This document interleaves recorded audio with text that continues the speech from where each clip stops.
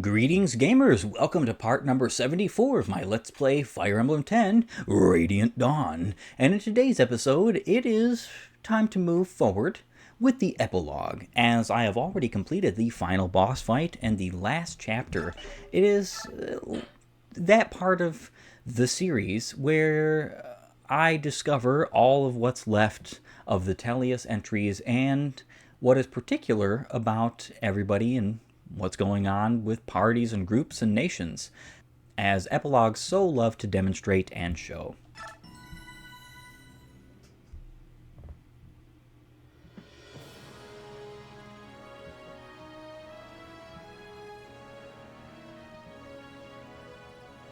Well, I guess this is over. We better be on our way. Are you going back to Dayan? Yes, everyone's waiting for us. We'll have to start rebuilding all over again. Hopefully this time will be the last time. No, don't say hopefully. Make it the last time. If anyone can do it, you too can. War is never going to happen again, guys. I don't doubt it, but thanks for the vote of confidence. Thank you, Ike. I won't ever forget you. Priestess of Dawn, Micaiah, crowned 15th Queen of Dayan at prior King Peleus's entreaty. Micaiah ushered in a new era of prosperity. I'm actually very glad that these little side notes of these characters are not as long as they are in Thracia. Let me tell you. Zephyr Soth, becoming Queen Micaiah's husband and her pillar of strength, Soth worked tirelessly to assist the poor. He would be the king. Stupid. Blade of Justice Edward. Edward lived as a common townsman. Despite the Queen's wishes, he would often visit the keep to bring good news. Freedom's Arrow Leonardo. Leonardo toiled at rebuilding the army. With his proven skills and good looks, he was beset by women across Tellius. This is going awfully slow, especially for my reading, so maybe I should make a comment or two here and there so that it can keep up with me. Wise champion Nolan. Nolan wandered the kingdom, saving those in adversity. Stories of his altruism eventually became legends. And then you have Carefree Saint Laura. Most of the Dawn Brigade, obviously they're going to be first because they are the first characters you see. I'm pretty sure this does go in full order. Laura returned to her home's church and became a mother to many orphans, all of whom loved her gentleness. And then wandering sage Ilia, or Iliana. Iliana returned to travel with the merchant caravan as she had before. Somewhere, right now, she is hungry because she is one of the starts of that one-note character in Fire Emblem that irks me to no end.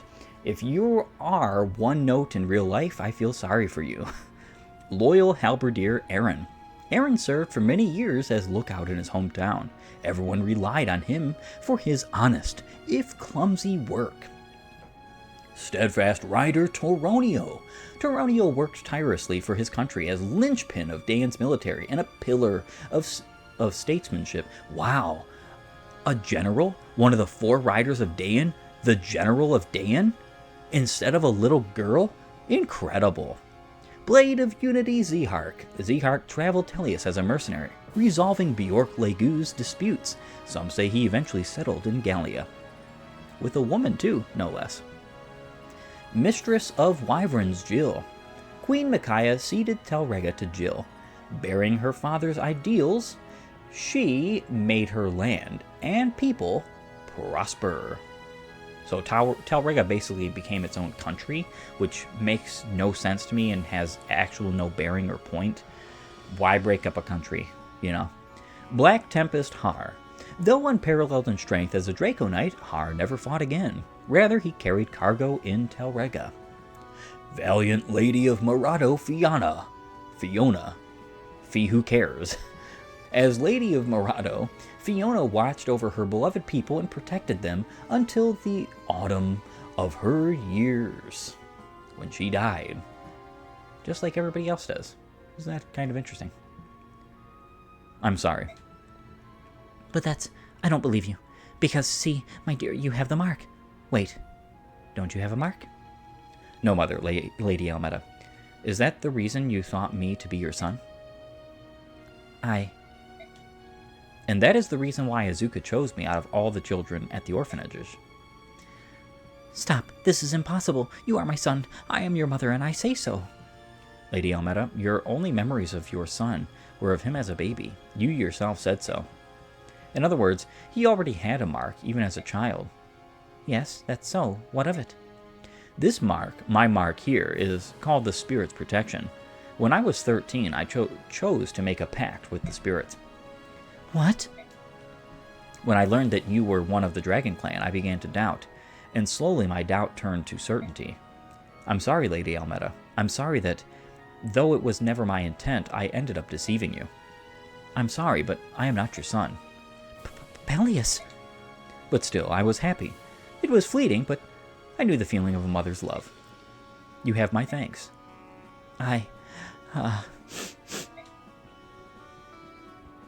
Spirit charming sage Peleus. One of these days I might end up using him too. Don't ever think that a Let's Play of any of the Teleus games is coming within remotely anytime soon. I did Path of Radiance once before a few years ago. I redid Path of Radiance not too long ago, and now I've done Radiant Dawn. I'm through with Teleus for a time. After revealing his lack of royal blood, Peleus gave up the throne, but served at court, learning to speak easily to all. While the mistress of the evil eye, Nyla, returning to Hatari with recent events graven in her heart, Nyla hoped to migrate her people across the desert. For what reason, who knows and who cares? Black Wolf of the Sands Volug. Strangely, Volug was still in wolf form on the day that he went home. Asked why, he said, only, it's more comfortable. This is, I'm being serious when I say this.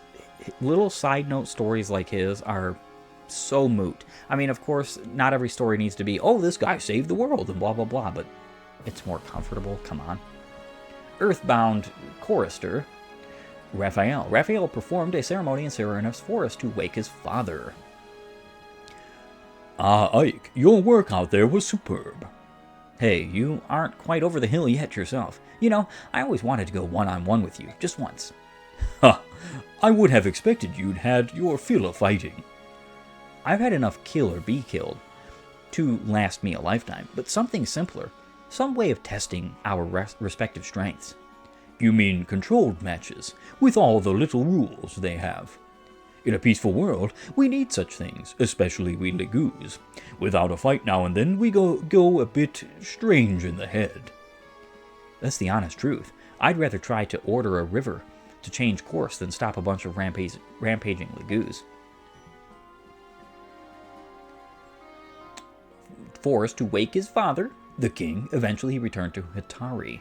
But didn't they migrate across the desert? Fearless Lion King Kanagas. Upon returning to Gallia, King Kanagas lost no time in abdicating his throne. Countless songs still tell of his valor. Lion King Shadow Gifka. Since their youth, Gifka had been ever at Kanagas' side as his loyal shadow. He died proud of how he spent his life. Fang of Gallia Scrimmer. Scrimmer, as the new Lion King, patrolled Gallia's borders vigorously, and his large heart won the love of his people. Friend of Nations Ranulf. Not friend of me, though.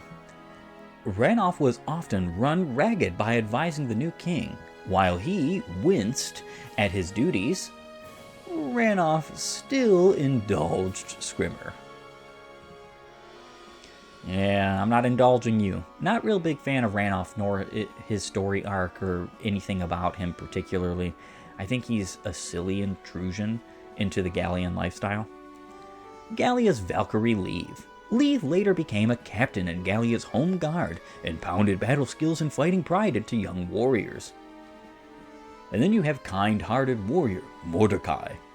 After returning to the forest, Mordecai avoided battle and lived all his days in peaceful harmony with the trees. Though this is also not how Legu's act, because didn't we just see that, Legus get strange in the head, as Kanagas called it, if they avoid battle for all their days? Finder of secrets, Liar.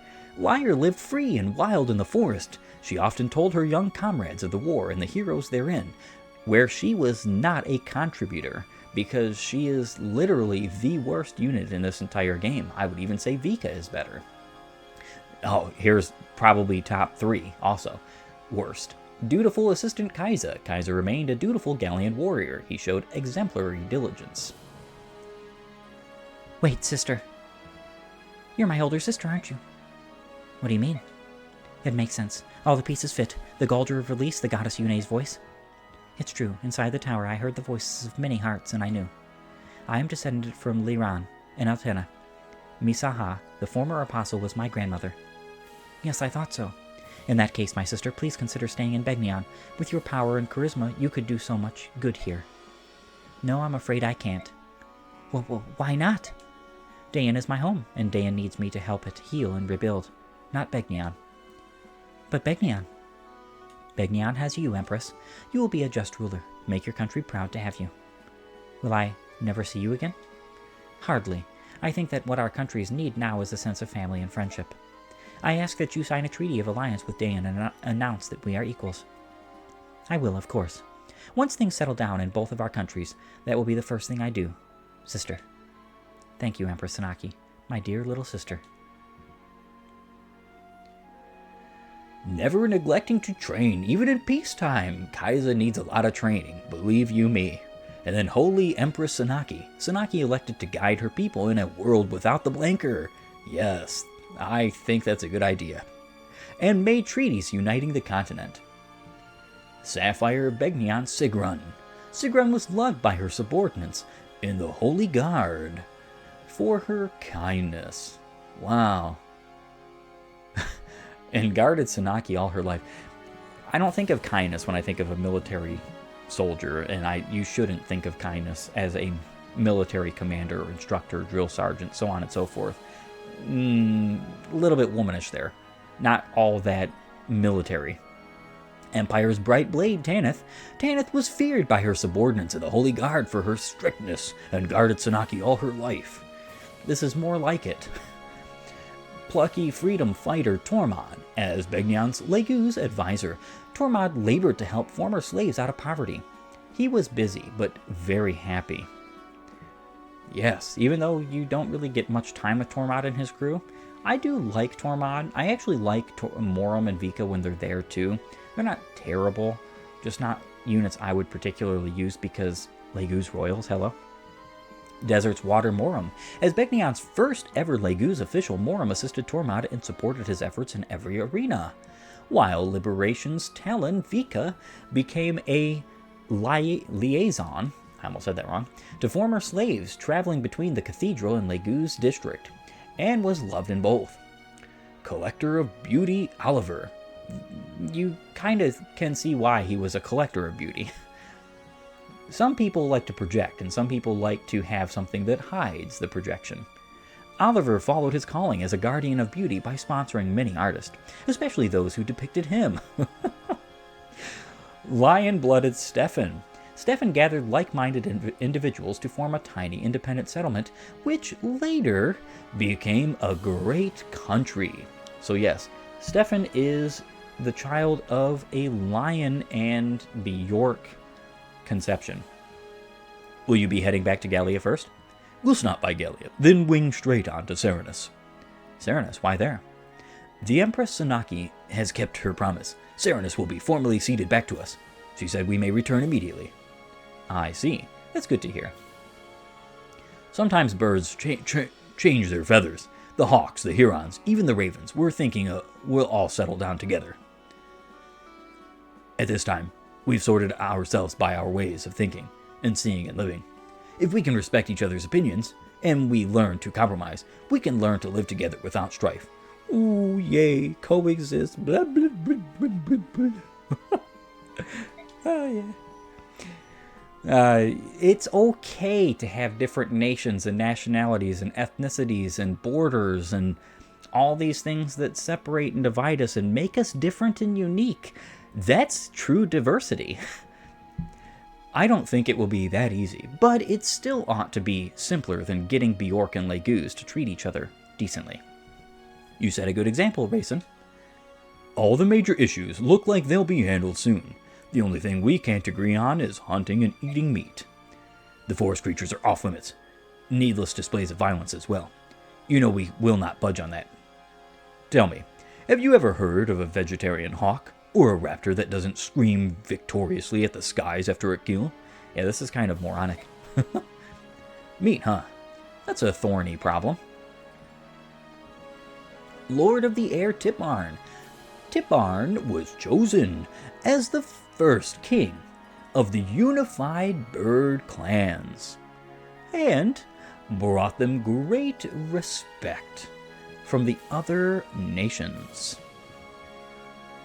Yeah, very interesting that they would unify, especially because they don't seem like they would ever get along in the kind of fashion to unify, but considering the bird tribes were at once unified just like the beast tribe is. So I guess that makes sense. Sky shadowed Naysala. Saved from the Blood Pact, Naysala left his people and their nation. He became a diplomat, finding atonement in work. While we have the White Prince Raisin, Raisin worked hard as a leader in the new Leguz nation. His iron resolve under a pretty face was suited for politics. Yeah, politics. Something that is very well evident, something that Fire Emblem has always wanted to show forth. There is a difference between showing politics in a sense of like an ancient way or medieval way, or shoving a political agenda that's modern. Hawk King's eyes Januf as the new king's right arm. Januf so eagerly trained his men that he often skipped meals, weekends, and sleep. While the Hawk King's ears Alki, despite being the new king's left arm, Alki still loved solitude, spending his free time in long, deserted locales. Mesmerizing Chanteur Leanne, severely wounded in Part 4, Chapter 3, Distortions. Goodbye, Leanne. Wise old crow, Nelucci. Despite his age, Nelucci worked hard to restore the name of the Raven clan. Every year, he set a new age record. Man of many mysteries, Volk. After finishing his contract, Volk went back to the shadows he knew so well. He was a man of mystery to the end. Volk is a very fun unit. I actually much prefer him over Soth. As I said before, the only reason why I don't pick him is because why bring to the tower 2 knife-wielding units when I wouldn't even bring 1 if neither was required. Young Dragon Prince Kurthnaga. Kurthnaga spent his days arbitrating conflicts between nations, guarding the peace so many had died for. Whereas the Wish Spinner Ina, some very weird nicknames given to these folk. Ina returned home and gave birth to her lost fiance's child. Goldoa rejoiced at the first dragon birth in centuries. Eternal Wanderer Nazir. Nazir served the new Dragon King by observing other nations in his travels, and often doted on his great-grandchild. So, this is funny. In centuries, whereas Kurthnaga is like 100 years old. Really, game? You don't even know your own lore? And Gareth died, obviously, in the very final chapter. Poor guy. Well, Your Majesty, shall we be off? Yes, let us. To Crimea, to our homeland. Devoted Queen Alencia finally advocated the throne to her good old good old Uncle Renning, so that she might become a more relaxed individual, not having to deal with ruling the nation. Grim Cavalier Renning. All Crimea rejoiced at Renning's return. He chose to forego the limelight, helping the queen to give up her throne to him. Protector of the realm, Geoffrey. As captain of the Royal Knights, and a model of chivalry, Geoffrey served his king and country all his days. Tireless advisor Lucia. Where the queen went, Lucia followed. She left her post and she was gone. Their love was fabled to be stronger than even most blood sisters. That's quaint. Crimea's keystone bastion, and probably my favorite player amongst the whole Crimean royal lineage and nobility, because he's just an interesting character alongside the fact that I love magic units. Bastion's unparalleled diplomatic skills ensured that many treaties were signed, spreading peace across Tellius. Yay, so impactful. What treaties did he have signed? Can we have some information about that? Veteran Knight Kyran served the royal family with nearly fanatical fervor. His voice could be heard from anywhere in the castle. And then you have the petulant Pegasus Knight, Marcia. Marcia showed her dedication as one of the royal knights, ever vigilant as she patrolled Crimea's skies. Prince of Layabouts, Makalov, probably the most flawed character in this game concerning his own particular flaws in-game given. I'm not talking about the flaws of poor writing. Makalov remained as a royal knight because the Empire was too strict. Miraculously, he was never fired. Because, well, the queen still stayed on the throne despite my jokes. Unassuming Knight Astrid. As a royal knight renowned through the land, Astrid's beauty and prowess were known to allies and enemies alike. Really? What were these enemies? The ants she trod on? Relentless halberdier Nephany. Nephany lived with her family in Melior. Time and again she raised her lance in defense of the realm. Rule Juggernaut Brahm. Returning to his family in Oma, Brahm farmed for the rest of his peaceful life. He never lifted a weapon again. Yeah, such a shame. Not really much of a juggernaut then. Then you have the wayfaring country girl Meg. Meg had an ordinary marriage in her village and had an ordinary family. Her house was always full of laughter. They were all laughing at stupidity. Alluring rogue Heather, killed in Part 4, Chapter 4, Revelations. Goodbye, Heather. See you never again. Lucky wayfarer Danved. The war over, Danved hung up his lance and became a traveling performer. That's kind of what I would always figure him to be, is something kind of like a gypsy. His act could make anyone laugh.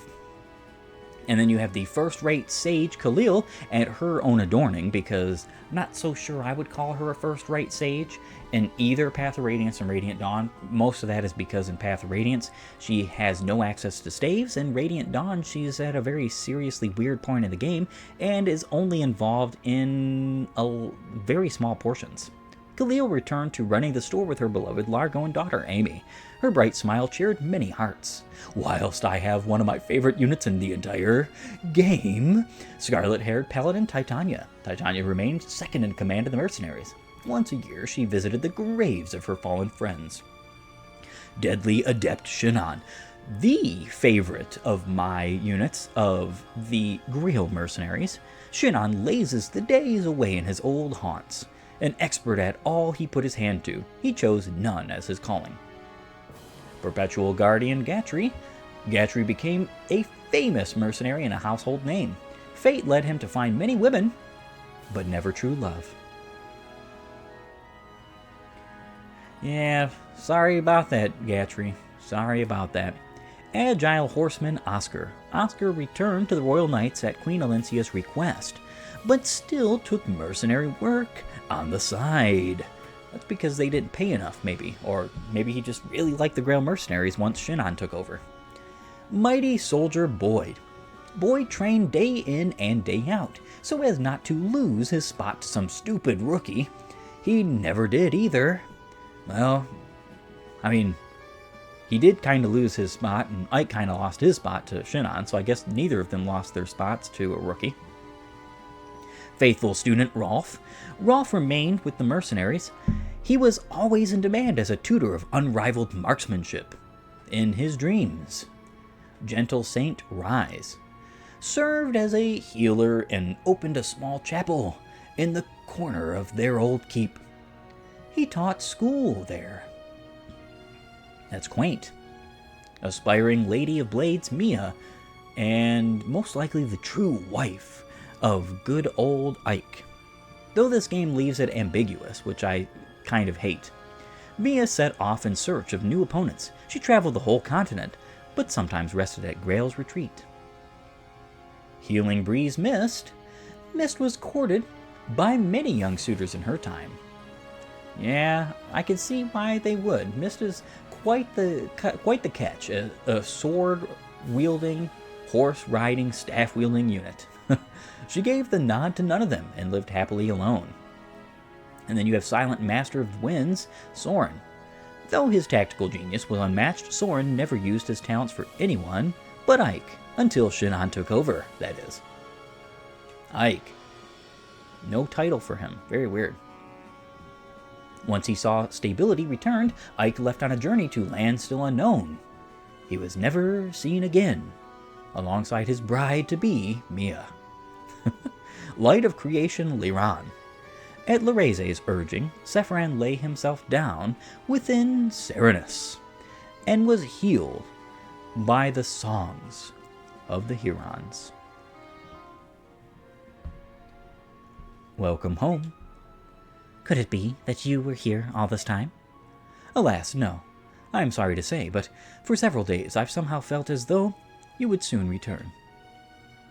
Well, I'm home, and I'm glad to see you again, Liran. And I'm glad to see you as well. Blanker Ashunara. How long has it been? 100 years? 500? About 1,200 years. I see. For mortals, that is many lives. Many, many lives. Yes, the peace we once had is on the verge of crumbling again. That is unfortunate. The miasma of war is beginning to shroud the world. However, I shall not again be frightened. As one born of the hopes of man, I shall protect this world. Yes. Liran, I've missed your songs. Would you sing for me now? I no longer. Well then, I will sing. And you may sing with me. Is that all right? Yes.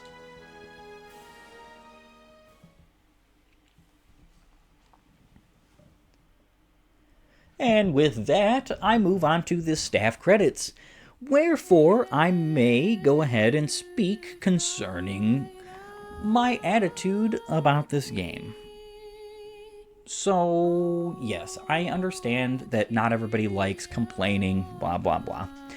I don't like to particularly complain. I like to point out fallacies and issues that should have been corrected and made better. Granted, I know that this could be seen as wasteful criticism because it's not like I'm talking directly to the developers, and it's not like they would ever change anything on my account.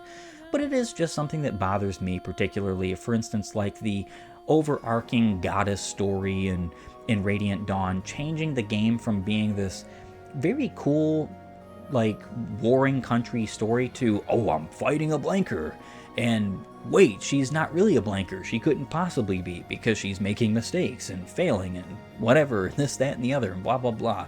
And it's all just a bunch of hypocritical nonsense, let alone the fact that this game is trying to push a couple alongside Path of Radiance, a couple of very subtle, behind-the-scenes political agendas of the day. Particularly when these games were created in 2005 and 2007. I love that they were created so far back in time, because the fact remains that because they're not made today, they're not openly pushing very large amounts of those political agendas, because I'll tell you what, if they were, I wouldn't be playing them. It's actually one of the major reasons why you won't see me play like Engage or Three Houses. I do have a playthrough of Three Houses on my channel, and I'm never going to delete it because it's there anyway, so why bother? But it's not something that I'm ever going to revisit, nor do I care for, nor will I make a Let's Play of, nor will I ever touch this, that, or the other. I'm also not going to play Fates or Awakening. And there's many reasons why that is. I'm not going to go into those reasons, because I think it's pointless to go into those reasons, because my opinions are not going to be the same as everybody else's. I am a Christian man. I have very strong beliefs in my faith, and I also have a very large love in my heart for video games, and especially older video games, because a lot of them don't trance upon my God or my moralities or my particular beliefs. So with that being said, I will leave it at that. Echoes is definitely a game you're going to see because it is on my top 5. So new Fire Emblem can be made well, in my humble opinion, and I wish it would be. If they do make remakes of the Jug Droll games, I hope they are not bastardized. But I'm going to tell you something. You're not going to see me play those games straight off rip. I'm going to have to watch full playthroughs of those games before I touch them myself, because I will not promote video games or media of any sort, of any kind, that has any kind of political agenda that I don't personally agree with. That's just how that's going to go, and that's life. Now, concerning games that, actually, before I get onto that little specific topic, I want to talk firstly about this game a little bit more. So one of the things I missed, because I don't have all the things you have to do in order to unlock it, like for instance getting an A rank support and transferring it between Soren and Ike from Path of Radiance to Radiant Dawn. Soren is the son of Queen Almeda. He is a son of Ashnard and Almeda. This is a bit of a quote-unquote spoiler if you did not know, but it's an interesting little tidbit. It's the reason why he's such an interesting character, particularly in Radiant Dawn, for story-wise, especially at the end when there's little comments made about him being branded. And then that's pretty much the first instance you would find out about this case. Though if you're paying close attention, he shares a very good striking resemblance to Almeda and Kurthnaga. A very good striking resemblance, and he has ever since Path of Radiance. This is not new. They did not change this. This was part of the overarching story that they wanted to pervade in both games, because I do have a belief that these games were meant to have, like Path of Radiance was meant to have a sequel. I just think it wasn't going to be an immediate sequel like only 3 years apart. I think Ike was going to basically be dead in the second sequel because it was going to be that much later in time. Now, do I have any proof of this? No, but I do have little inclinations in both stories. So I do love this game, though. I love the dark magic. I love the magic system. I don't think sages are great in this game, but I actually don't think they're that bad. A lot of people make it out to be like this is the worst game to be a magic unit. And though I'm not going to necessarily totally debate that, I'm not going to say you're totally right on that matter, because flair is a thing, and the magics, though they're not as strong as in other games, like for instance in Genealogy or Thracia, they are still very good, still very powerful. And then you have most mages have around a 40 magic cap and access to like supports, and then at the end game you have access to like Nazir helping that out for like the 2 boss fights he's in. And, you know, they're not useless. I just think that they're a little bit weaker than they have been in previous times. Then again, I think they're way better than Path of Radiance, because in Path of Radiance, they can't even affect the final bosses, let alone the fact that their effectiveness is very moot, since they only have double weapon effectiveness in that game particularly. There is no triple weapon effectiveness in Path of Radiance, which I cannot stand. Now, what you can look forward to seeing from me concerning Fire Emblem is I am likely going to be doing a no guidance, no Paragon mode, B route, no Deadlord recruitment playthrough of Thracia. Now, I'm not saying that that's going to be next, because I have other plans. It is going to be one of the next Fire Emblem games. Genealogy might come before that. I seriously want to wait until Genealogy is basically remade in its patch, because the patch is just so bad. Like, even the best patch, Project Naga, is not, it's just not great. And I'm not trying to make fun of anybody particularly. In days long past, a young man strode the lands of Tellius. He was simple yet true, his deeds brave and noble. He reunited 2 races long at war and healed the heart of a blanker, long gone mad.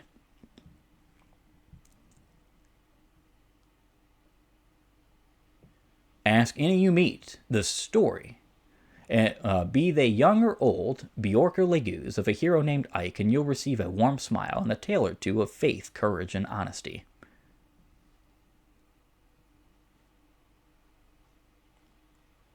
I'm not so sure I see where like the faith statement can be made there.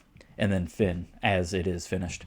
But yeah, so I do want to do genealogy. And that is likely what I'm going to do next concerning a big Fire Emblem Let's Play. Hopefully, I don't have to use, Project Naga. I'm not going to name off each one of these chapters because it's just too quick. But you can look at it, pause it if you want, see exactly how long I took per turn and per time, because this game does not just calculate turn, but time, which I like. I do think that's nice, especially because most of the other Fire Emblem games to this point did not do this at all. So yeah, I want to do genealogy next, but I might be holding that off just a little bit longer. Maybe I might go through it. I don't know. Maybe I'll do it, and then just whenever a new patch comes in, I'll redo it, because I'm not unopposed to redoing games. So, another thing I would like to say is that there's going to be a lot of scripted content, but not only scripted content, but non-Fire Emblem games to come. Because I'm not a Fire Emblem only channel. I have Super Ghouls and Ghosts, I have F-Zero, I have Fire Emblem, I have Super Smash Brothers. Not much content of some of these things, but I do have it. And Pokemon, for sure. I do want to do a Pokemon Ruby Let's Play soon. That'd be fun.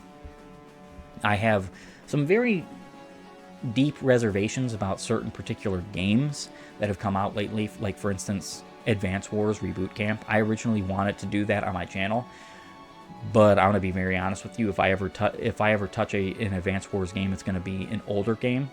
And if I ever want to do Advance Wars 1 or 2, it's going to be the older entries, the actual originals, not the remakes, because the remakes are everything I hate in modern gaming. The race and gender swapping, diversity, politic pushing, and then you have a whole lot of censorship, and you have, oh my gosh, some of the censorship is just abysmal beyond belief.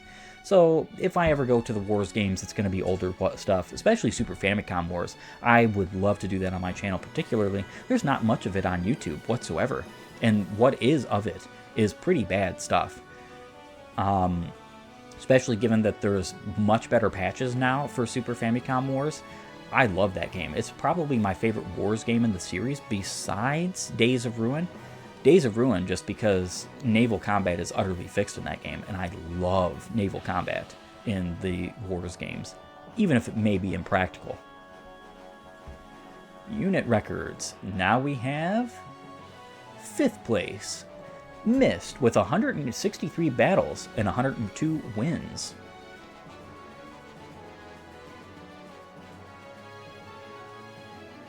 Fourth place, Shinon, 282 battles, only 105 wins. That's kind of strange.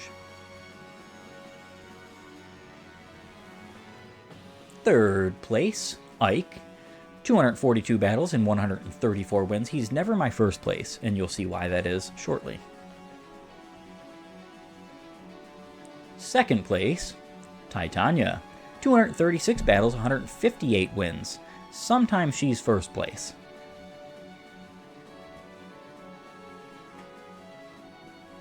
And then you have Har, first place, 280 battles, 213 wins. He's in the most portions of this game. It kind of makes sense why he's typically in the top 3. And I'm okay with that. A lot of people will jokingly call Radiant Dawn Radiant Har.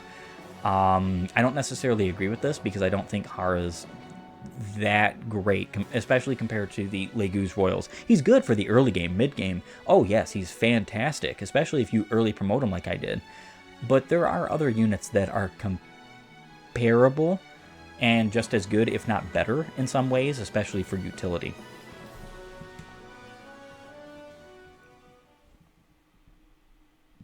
Clear data will now be saved here. Select this data and then continue to begin a game using your Clear Radiant Dawn data. So I'm going to save my clear data here, so I have 2 clears, which is fantastic.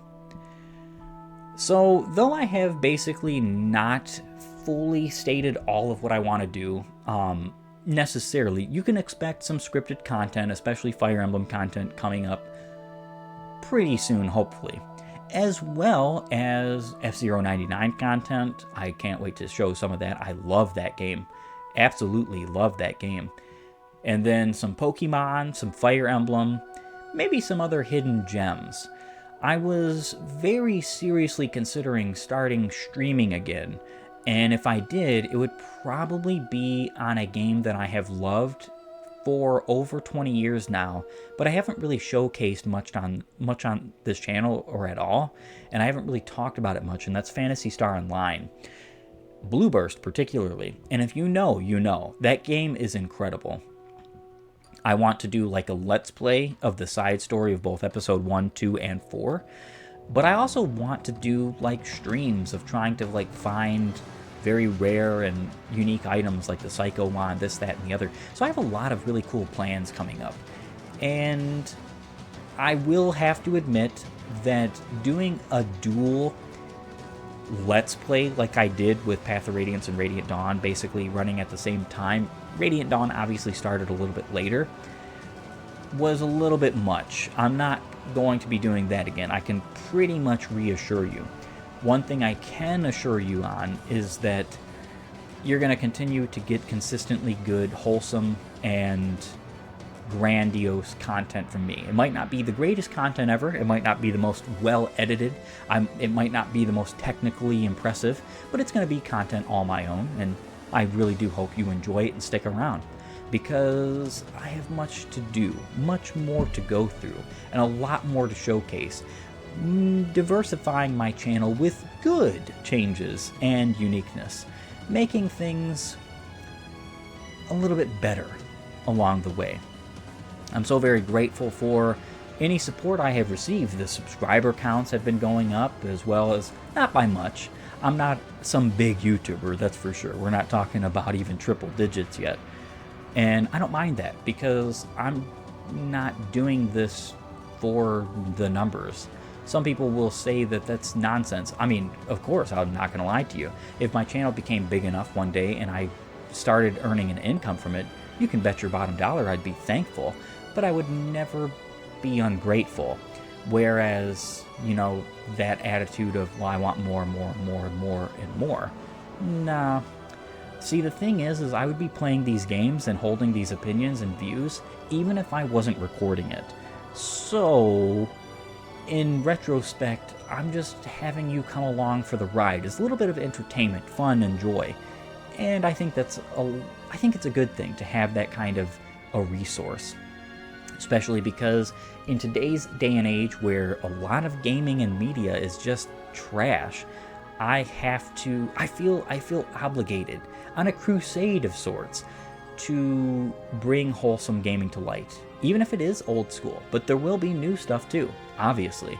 F-Zero 99 is being talked about. So I want to thank you for joining me.